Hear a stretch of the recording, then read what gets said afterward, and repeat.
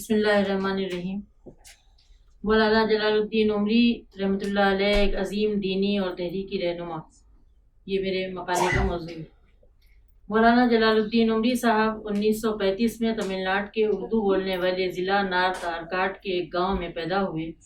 19 سال کی عمر میں 1954 میں عالمیت فضیلت جامعہ دارالاسلام عمرآباد سے مکمل کر کے رامپور آ گئے اور جماعت اسلامی سے وابستہ ہو گئے۔ یہاں آپ نے تحقیق و تصنیف کو اپنا دائرۂ عمل بنایا، پھر آپ نے کبھی مڑ کر نہیں دیکھا۔ 19 سال کی کم عمری سے لے کر زندگی کی آخری سانس تک یعنی 68 سال تک صرف دینی تحریکی کام کیا۔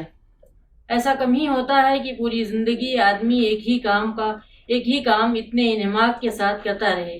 آپ ادارہ تحقیقات اسلامی علی گڑھ کے بانی، سیکریٹری اور صدر رہے۔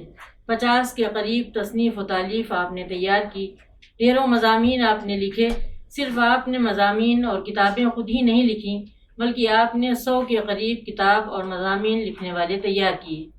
یہ صفت بھی دنیا میں بہت کم لوگوں میں پائی جاتی ہے کہ آدمی خود لکھنے کے ساتھ ساتھ ڈھیروں لوگوں کو تحقیق و تصنیف کے لیے تیار کر دے۔ اس لیے آپ کو مصنف، محقق اور مضمون نگار ڈھالنے کا کارخانہ کہا جاتا ہے۔ اب میں اصل موضوع کی طرف مڑتی ہوں۔ مولانا کی تحقیق و تصنیف، مضمون نگاری پر بھی سینکڑوں مضامین لکھے جا سکتے ہیں، PhD کی جا سکتی ہے، لیکن میرا موضوع ان کی دینی تحریکی سرگرمیاں اور امت کی رہنمائی ہے۔ ایسا بھی بہت کم ہوتا ہے کہ ایک عظیم لکھنے والا فیلڈ میں بھی سرگرم رہے اور رہنمائی کرے۔ زیادہ تر لکھنے والے صرف لکھنے تک محدود رہتے ہیں، کتابیں لکھتے ہیں، مضامین اور مقالے لکھتے ہیں، تحریکی سرگرمیوں میں زیادہ سے زیادہ اجتماعات میں درس دے دیتے ہیں یا تقریر کر دیتے ہیں، لیکن عوام میں اور تحریک میں زیادہ سرگرم نہیں رہتے۔ نام لینے کی ضرورت نہیں ہے، سبھی واقف ہیں، لیکن تحریک کی تاریخ میں مولانا مودودی رحمۃ اللہ علیہ اور سید حامد علی رحمۃ اللہ علیہ کے بعد مولانا سید جلال الدین عمری ایک ایسے دینی رہنما تھے جنہوں نے معیاری کتابیں اور مضامین لکھنے کے ساتھ ساتھ تحریکی ذمہ داریوں کے لیے بھی وقت نکالا اور بے مثال توازن قائم رکھا۔ مولانا جلال الدین عمری 1954 میں رامپور آئے تو جماعت اسلامی کے شعبہ تصنیف سے وابستہ ہو گئے۔ علی گڑھ میں ادارہ تحقیقات اسلامی کے بانی اور صدر رہے۔ آپ سراج العلوم نسواں کے ڈائریکٹر، جامعۃ الفلاح اعظم گڑھ کے چانسلر، پرسنل لا بورڈ کے نائب صدر، مشاورت کے سپریم کونسل کے صدر، شریعہ کونسل کے صدر رہے۔ اس کے علاوہ تحریکی اور تنظیمی ذمہ داریاں جو کہ لکھنے والے کے لیے ایک مشکل کام ہے بھی سنبھالی۔ جیسے علی گڑھ میں آپ برسوں تک امیر مقامی بھی رہے، پھر 16 سال تک جماعت اسلامی کے نائب امیر جماعت اور 12 سال تک کل ہند امیر جماعت بھی رہے۔ نمائندگان اور شورا میں بھی آپ ہمیشہ شامل رہے۔ اس طرح مولانا عمری معروف عالم دین، مشہور مصنف، بلند پایہ خطیب کے ساتھ ساتھ مشکل کام یعنی فیلڈ ورک میں بھی سرگرم رہے اور نہ صرف امت کے اداروں بلکہ تحریک جماعت اسلامی کی بھی قیادت اور رہنمائی کی۔ آپ کی فکر قرآن و حدیث کی فکر تھی۔ مسلک اور تنظیموں سے اوپر اٹھ کر آپ کو ساری دنیا میں اور ہندوستان میں قبول عام حاصل ہوا۔ اس کی وجہ ایک تو ڈائریکٹ قرآن و سنت سے استدلال اور دوسری وجہ مسلکی تنگ نظری سے دور مقصد اقامت دین کو ہمیشہ سامنے رکھا۔ اگر بنیادی باتوں کو چھوڑ کر جزیات میں 2-3 رائے پائی جاتی ہوں تو سبھی کو حدیث کی روشنی میں ایز اٹ از سامنے رکھ دیا۔ یہی وجہ ہے کہ سبھی تنظیموں اور مسلکوں کے لوگ آپ سے محبت کرتے تھے۔ آپ کے انتقال کے بعد میرے علاقے پرانی دہلی میں جمعیت علماء ہند نے ایک مدرسے میں تعزیتی جلسہ رکھا اور پرانی دہلی کے جماعت اسلامی کے ذمہ داروں خلیق الزماں صاحب، ڈاکٹر شفیق احمد اصلاحی صاحب اور حافظ مطلوب صاحب کو بھی بلایا۔ مرکز کے تعزیتی جلسے میں بھی مختلف امت کے اداروں اور تنظیموں اور مسلکوں کے ذمہ دار شامل ہوئے اور ساری دنیا سے آن لائن تعزیتی پیغام حاصل ہوئے جو اسکرین پر سنائے گئے۔ مولانا ہر اسٹیج پر ملکی، ملی اور عالمی مسائل پر جماعت اسلامی کا نقطہ نظر بخوبی رکھتے تھے، جماعت کی سرگرمیوں پر روشنی ڈالتے تھے، جماعت کی دعوت، بنیادی کام، مختلف ایشوز پر نقطہ نظر، پالیسی پروگرام کی وضاحت بہت اچھے انداز میں رکھتے تھے۔ عام طور پر علماء حالات حاضرہ پر اپنی بات نہیں رکھ پاتے، لیکن عمری صاحب جلسوں میں مختلف تنظیموں کے نمائندوں اور غیر مسلم مذہبی، سیاسی، سماجی شخصیات کے سامنے بھی بہت ہی جذباتی، انقلابی اور ولولہ انگیز انداز میں جماعت کا جماعت کا اور اسلام کا موقف رکھ دیتے تھے۔ آپ فرمایا کرتے تھے کہ یہ ملک سیکولر ہے، ہر شخص کو اپنے دین پر عمل کرنے، اس کی تبلیغ کرنے اور مذہب تبدیل کرنے کی آزادی دستور ہند نے دے رکھی ہے۔ اسی طرح مذہبی تعلیمی ادارہ قائم کرنے، تنظیم چلانے کی بھی آزادی ہے۔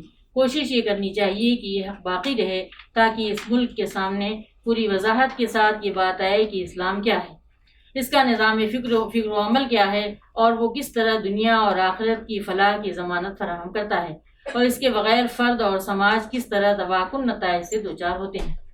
مختلف اسباب کی بنا پر ہزاروں لاکھوں غیر مسلموں میں شاید ہی کوئی ایک فرد ہوگا جو اسلام کو اس حیثیت سے جانتا ہو۔ اس صورتحال کا لازمی تقاضا ہے کہ یہاں اسلام کا بھرپور تعارف ہو۔ اس کے لیے ملک میں آزادی فکر و عمل کا باقی رہنا ضروری ہے، جس سے کہ لوگ اپنی بات کہیں اور دوسروں کی سنیں اور حق کو قبول کریں۔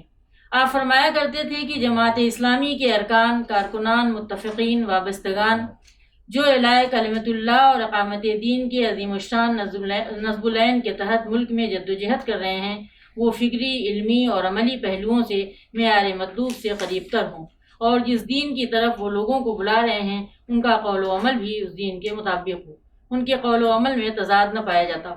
مسلمان اس ملک میں 1000 سال سے موجود ہیں، تاہم ابھی تک اسلام کا صحیح معنی میں تعارف نہیں ہو سکا ہے۔ اس میں شک نہیں کہ بعض شرارتی عناصر اسلام کی تصویر بگاڑنے کی شعوری کوشش کر رہے ہیں۔ اس کا لازمی تقاضا ہے کہ اب کوششوں کو کامیاب نہ ہونے دیا جائے، لیکن یہ ایک حقیقت ہے کہ ملک کی اکثریت اسلام سے متعارف نہیں ہے۔ اس کا ایک پہلو یہ بھی ہے کہ اسلام دشمن عناصر نے ہماری تصویر جس طرح بگاڑی ہے، اگر ہم نے اس کو بدلنے کی منظم اور منصوبہ بند کوشش نہیں کی تو یہاں کی اکثریت ہمیں ایک دشمن قوم کی حیثیت سے دیکھے گی اور ہماری کوئی بات سننے کے لیے آمادہ نہ ہوگی۔ اس کے لیے ہمیں معذرت خواہانہ، جارحانہ نہیں بلکہ مثبت، مدلل اور ہمدردانہ طور پر اپنی بات رکھنی پڑے گی۔ یہ ہمارا فرض منصبی ہے۔ ہم ایک مومن کی حیثیت سے اور ایک تحریکی داعی اور فرد کی حیثیت سے ملکی مسائل سے بے بہرا نہیں رہ سکتے۔ مولانا کا ایک رہنما کی حیثیت سے یہ کہنا تھا کہ اس ملک میں جو طبقاتی کشمکش اور اونچ نیچ کا جو نظام ہے، ہم اسے صحیح نہیں سمجھتے۔ ہم اسے ختم کرنے کی حد الامکان کوشش کریں گے۔ ریاستوں کے درمیان جو علاقائی رساکشی ہے، لسانی اور نسلی منافرت ہے، اس کو ہم ملک کے لیے سم قاتل سمجھتے ہیں۔ ہم انسان کو انسان کی حیثیت سے دیکھتے ہیں۔ ملک کے مسائل کے ساتھ ساتھ مسلمانوں کے مسائل پر بھی مولانا خاموش نہیں رہے۔ صرف دینی رہنمائی نہیں کی بلکہ مسلمانوں کے مسائل پر بھی آپ نے ببانگ دہل آواز اٹھائی۔ مسلمانوں کے جان و مال، عزت و آبرو اور تہذیبی تشخص کے تحفظ کا مسئلہ، فسادات کی زد سے محفوظ رکھنے کا مسئلہ، تعلیم کا مسئلہ، معاش کا مسئلہ، ان کی صحیح تربیت کا مسئلہ، ان کو اخلاقی اعتبار سے اوپر اٹھانے کا مسئلہ۔ جماعت اسلامی ترجیحات کی بنا پر اپنی سکت بھر امت کے مسائل حل کرنے کے لیے بھی سرگرم رہتی ہے۔ کشمیر کا مسئلہ ایک نازک اور حساس مسئلہ ہے۔ اچھے دینی سیاسی لوگ اس پر نہیں بولتے، خاموش رہتے ہیں۔ مولانا عمری نے اس سلگتے ہوئے حساس مسئلے پر بھی امت اور ملک کی رہنمائی کی۔ آپ فرماتے تھے کہ کشمیر کے مسئلے کا حل باہمی گفت و شنید سے نکلنا چاہیے۔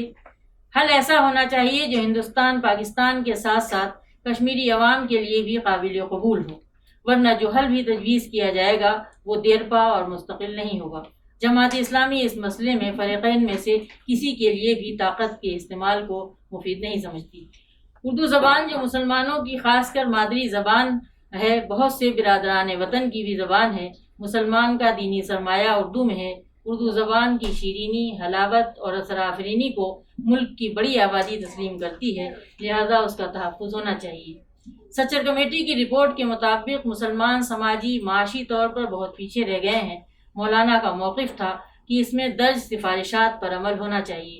اس طرح ہم دیکھتے ہیں کہ مولانا کی زندگی تصنیف، تحقیق کے ساتھ ساتھ دینی تحریکی رہنمائی کے میدان میں بھی ایک بحر بیکراں کی حیثیت رکھتی ہے۔